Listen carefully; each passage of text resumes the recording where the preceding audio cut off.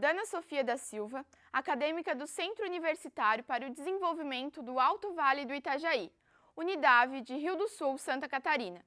A presente pesquisa, que tem como tema a guarda de menores em famílias socialmente vulneráveis e analisa os casos de prostitutas do interior de Santa Catarina, estado brasileiro, dá continuidade a um trabalho de curso de minha autoria, realizado sob orientação do professor Michael Bachmann, que agora dá continuidade da pesquisa na condição de coautor.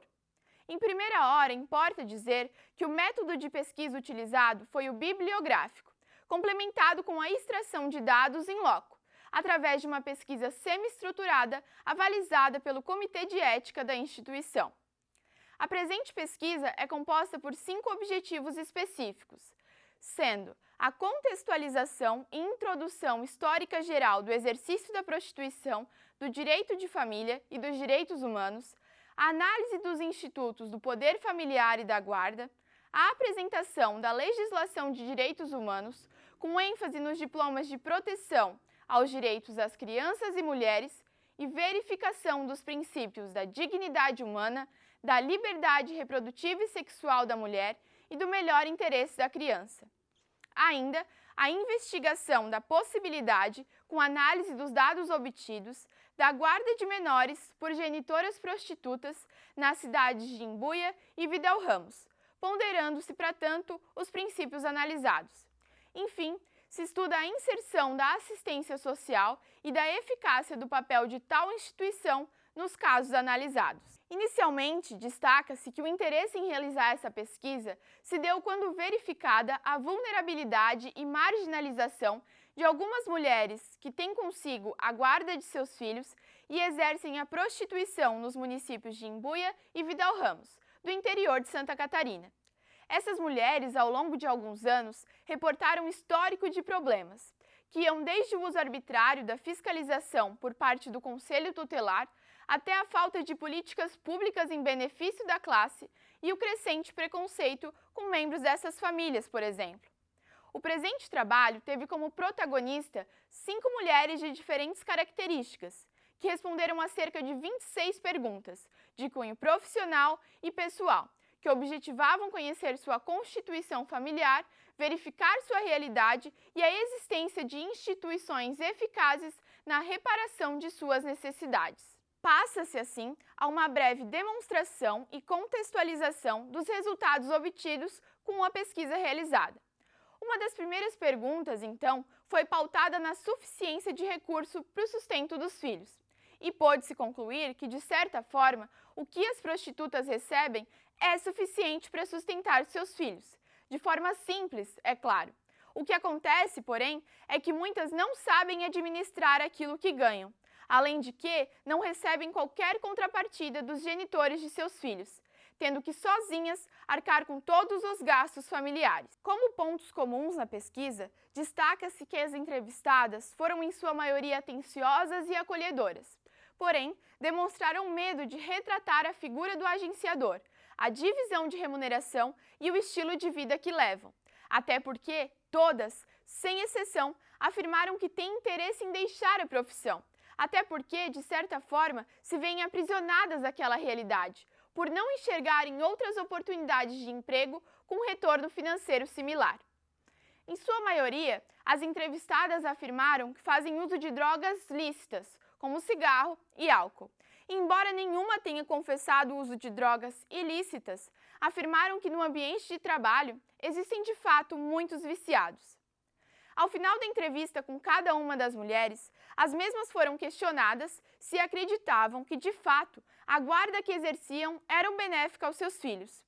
Todas as mulheres, sem exceção, responderam afirmativamente.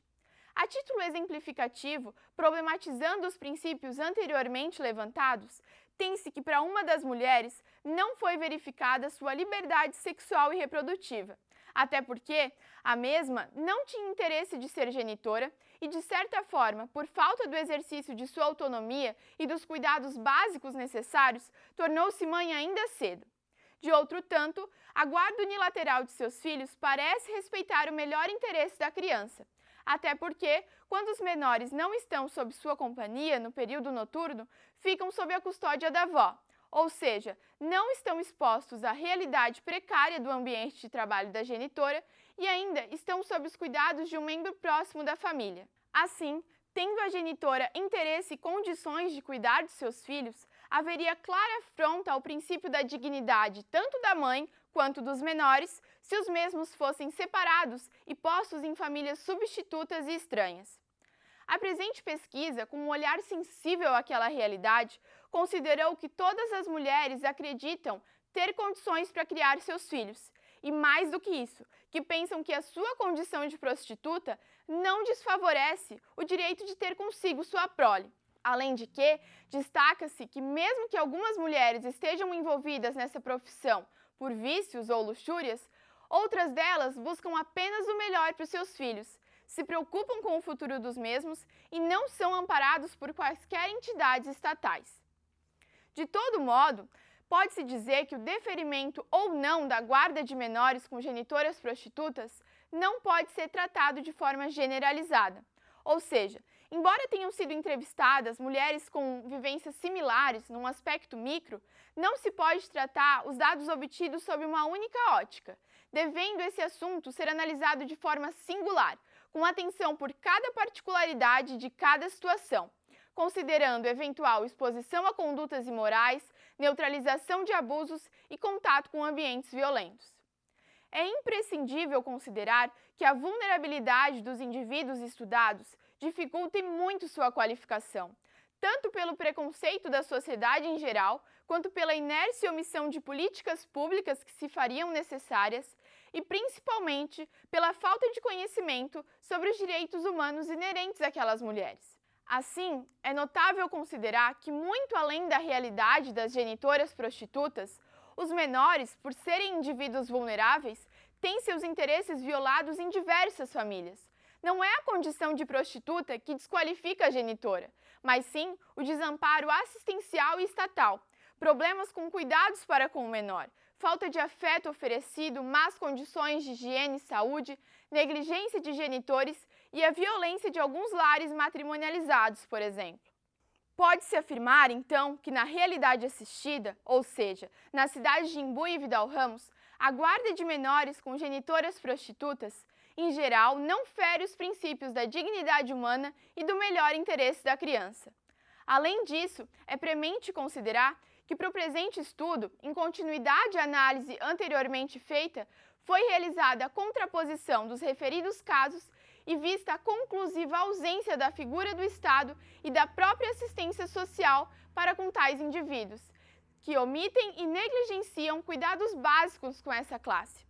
Assim, pelos resultados obtidos até o momento, considera-se que as instituições brasileiras, embora não o sejam, deveriam ser eficientes para analisar os princípios indicados nesse trabalho, como os direitos reprodutivos da mulher e a dignidade humana, num sentido de buscar a solução menos prejudicial, mais pacífica, justa e benéfica para os envolvidos. Até porque são por tais motivos que o estudo dessa temática tem extrema importância, vislumbrando-se ainda que não existe atualmente previsão nacional nem legislativa nem jurisprudencial específica quanto à guarda de menores com genitoras prostitutas, embora sejam inúmeros os casos no mundo real.